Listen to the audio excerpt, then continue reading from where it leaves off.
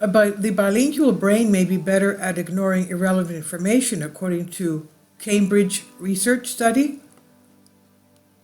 People who speak two languages may be better at shifting their attention from one thing to another compared to those who speak one, according to a study published this month in the journal Bilingualism, Language and Cognition.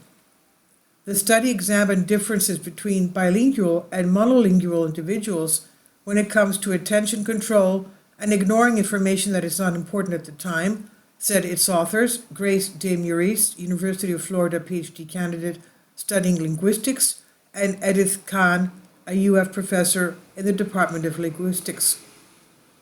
Our research shows that bilinguals seem to be more efficient at ignoring information that's irrelevant rather than suppressing or inhibiting information, de Maurice said.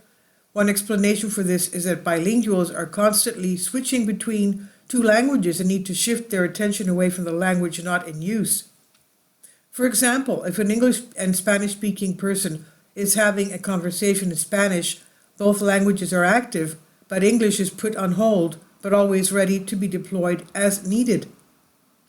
Numerous studies have examined the distinctions between the two groups in broad cognitive mechanisms, which are mental processes that our brains use, like memory, attention, problem solving, and decision making, de Maurice said. The effects of speaking two languages on a person's cognitive control is often debated, she said. Some of the literature says that these differences are not so pronounced, but that could be because of the tasks linguists use to research differences between bilinguals and monolinguals. De Maurice and Kahn set out to see if the differences between the two groups would surface and use the task that had not been applied in psycholinguistics before, called the partial repetition cost task, to measure the participants' abilities to deal with incoming information and control their attention. Kahn said, "We found that bilinguals seem to be better at ignoring information that's irrelevant." The two groups of subjects included functional monolinguals and bilinguals. Functional monolinguals were defined as those who had 2 years or less of a foreign language experience in a classroom and used only the first language that they learned as a child. Bilinguals were categorized as people who had learned both their first and second languages before the ages of 9 to 12 and were still using both languages.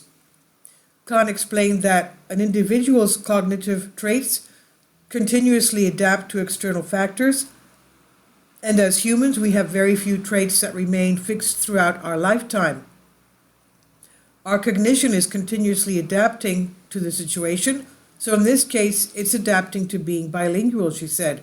It doesn't mean it won't change, so if you stop using the second language, your cognition may change as well. The US study demonstrates a need to build more consistencies among the varied experiments used to understand differences between those who speak one language and those who speak more than one.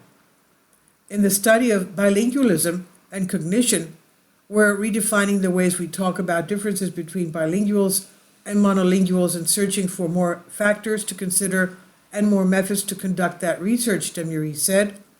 The researchers were also clear to point out that their study was not intended to show that people who speak 2 or more languages have an advantage over those who speak one. We are not looking for advantages or disadvantages, de Maurice said.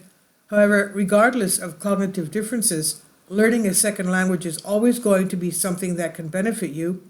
Whether those benefits are cognitive, social, or environmental, it will never be a negative to be exposed to a second language. And this is from Cambridge.org, and it's on Message to Eagle by Eddie Gonzalez Jr. Please leave your comments. Thank you for your support. Support my Patreon account. The daily posts are 5 videos daily, and they are totally different from what I have on my YouTube channel. Thank you so much for your support and that you find all my content so interesting. You'll find the Patreon account details in the description box below.